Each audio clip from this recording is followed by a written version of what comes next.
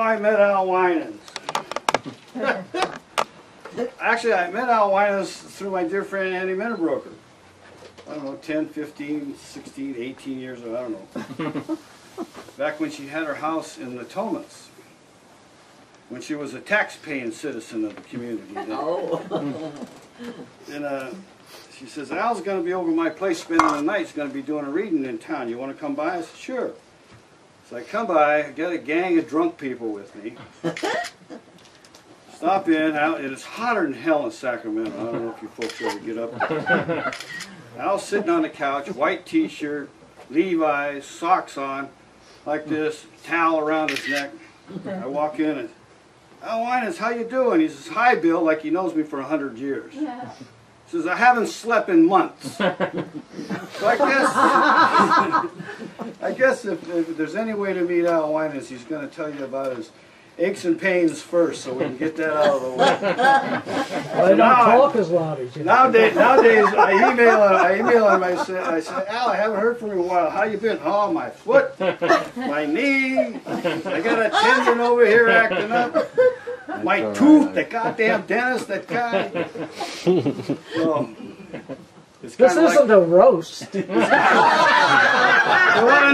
to know how I know you. That's how I know Al, a dear friend. We've developed a great association over the years, done lots and lots of things. He comes up in my country and reads a lot. I get the opportunity to come down here and read a lot. We hang out together. I get to go be amazed periodically. He invited me down. Actually, he didn't invite me. He was coming to Davis to read one time here a few years ago. He invited me down for dinner. And I said, well, I'm going to go to the reading too, you know. He said, yeah, sure. So somehow he springed where the people doing the event paid for my dinner, which is pretty cool. Because we had a big dinner that night, I'll tell you. It was nice. And we go over there. It's at the University of Davis. The joint is packed. I mean, there's like 100, 120 people, kids, you know. Except my table, it's just me, the old guy. You know? This guy tears the joint up, and I'm thinking. I asked him. I said, "What do you got, Al? How come these kids love it?" I have to at one point, but I'm not fucking with it, you know. And they do love him. I tell you, it's wonderful. Anyway, I wanted to read a couple of Al's short poems, very much as Paul took the opportunity to do, because Al is often more recognized for his longer pieces, and I think, in my heart, he's a master of the short poem. And he just kills it. And he knows it. We've talked about it before. But he doesn't put them out there as much as he does his longer pieces. I don't think so. And he has a great little piece here. Actually, it could be two little poems if you want, if he chose to make it that way. Christmas 1996. Turn the radio off. Down the shot of tequila gold. Turn the TV on, no war news. First time in months. The neighbor's cat comes to pay me a visit. One yawn deserves another. I spent the night drinking and writing, signed an armistice with my troubled soul, and let Santa Claus sucker punch me one more time. So true. I mean, when we're sitting there alone at night in those rooms, you know. And this little poem on a magnet. We do magnet. I have R.L. Crow Publications, and we do these magnets. It's a guerrilla project we do. And there is a little story behind this one, too. There's a dear friend of mine who I thoroughly enjoy her. She's a former lover of Al's. She seems to hate his guts. She hates any man.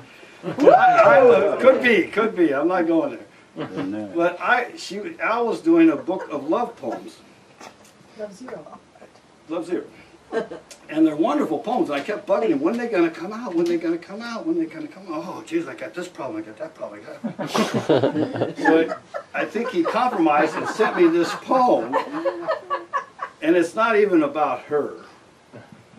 Yes, right there, Love Zero. Show it around. I think that's still available some places now. Yeah.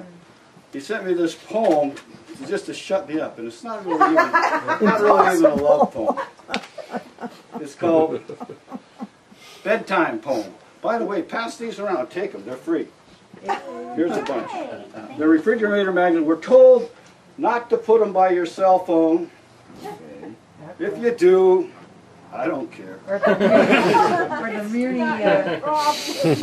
the Muni Clipper card. Take as many as you want because it's a guerrilla project. We just stick them all over the place. In 2009, we won an award in Sacramento, Best of Sacramento, for the best way to improve bathroom graffiti. We're sticking them on the stall. You saw it, yeah? No, I love it. That's funny. That's great. Anyway, Write a poem this is a about little it. poem Al sent me because it rings so true in my life as well. It's called Bedtime Poem. I've sunk an inch with old age, lost a step or two, my pen is on half empty. My hair retreats faster than Custard's last stand. My bed is like a relationship, harder to get into than out. There's the love poem connection. Thank you so much, Al.